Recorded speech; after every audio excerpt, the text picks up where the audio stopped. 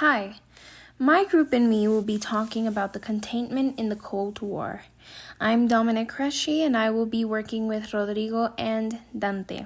So, in 1947, a man called George Kennan came up with the idea of the containment policy, which was for the U.S. to stop the expansion of the containment policy, and this was for it to work internationally, not only nationally. What Kennan wanted to do was, starting in 1947, he wanted to make sure that the U.S. government worked to contain or hold within borders communism. That's when, before 1947, U.S. believed the Soviets would expand their territory without war, because the Soviets were actually communist.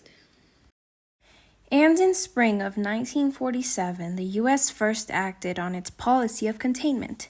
At the time, U.S. President Harry S. Truman, whom decided to drop the atomic bomb, he acted on the containment policy and created something called the Truman Doctrine, which was the idea or approach to stop the spread of communism. It was just his idea to stop the spread.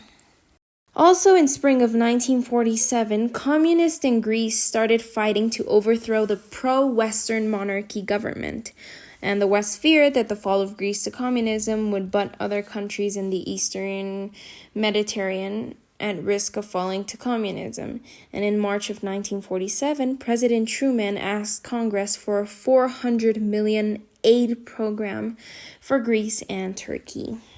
The U.S. took on international responsibilities as the leader of the Western world, and it showed us that the U.S. would give military aid to any nation threatened by communism. Greece was able to defeat communists, and the spread of communism in the Eastern Mediterranean was blocked. When the World War II was over, the European economy was broken, so Truman, the President of the United States, was afraid that Europe would become communist. As he was totally opposed to communism, he believed that only Europe could remain strong as a democratic continent. Otherwise, everything would be a disaster.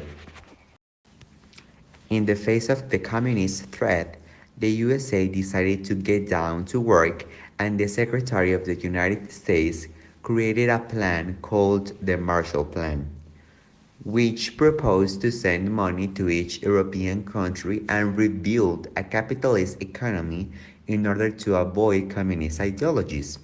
So we can affirm that the Marshall Plan would be a strategy to prevent communism in Europe. Given much aid to the impoverished peoples of Europe on simple humanitarian grounds.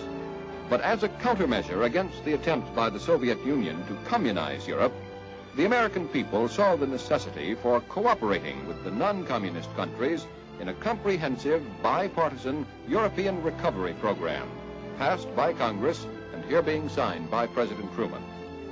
This program, known also as the Marshall Plan, is designed to afford eligible nations that margin of help in credit and materials which they need to bring their overall economy back to health.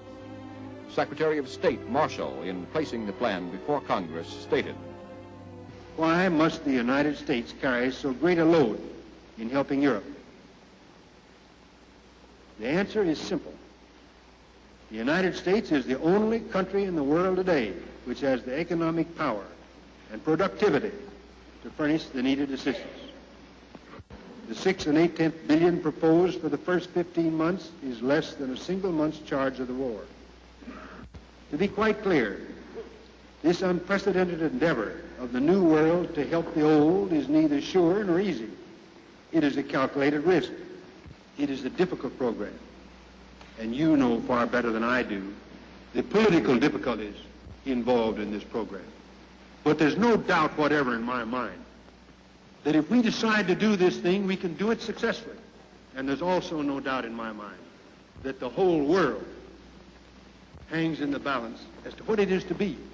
But on the other hand, the Soviet Union and Eastern Europe allies refused to participate in the plan. They rejected the capitalist help and didn't want to give out information about their economy to basically the US. The Marshall Plan. In June 5, 1947, the U.S. Secretary of State George C. Marshall proposed the Marshall Plan to aid Europe. The plan basically called for the U.S. to aid Europe's economic recovery from the World War II. Western Europe was open to the plan because they were benefited greatly, because they had higher productivity, reduced trade barriers, used resources efficiently. Then Western Europe received about 13 billion in aid from US over 4 years. Before America's Congress, President Truman makes the most momentous speech since the death of Franklin Roosevelt. He declares political war on Soviet Russia. In American eyes, Britain is no longer the bulwark against communist expansion. Great Britain finds itself under the necessity of reducing or liquidating its commitments in several parts of the world, including Greece. As in the case of Greece, if Turkey is to have the assistance it needs, the United States must supply it. We are the only country able to provide that help. From now on, it means that anti-communist America will make its influence felt in European affairs.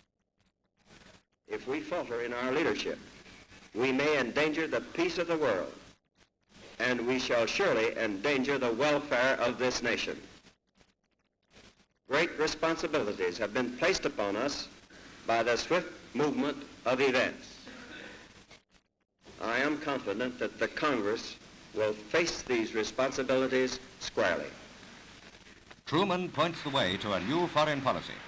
Timed to coincide with the sitting of the Moscow Conference, the speech means that the United States now faces up to its international responsibilities. America has decided that her true frontiers are in Europe.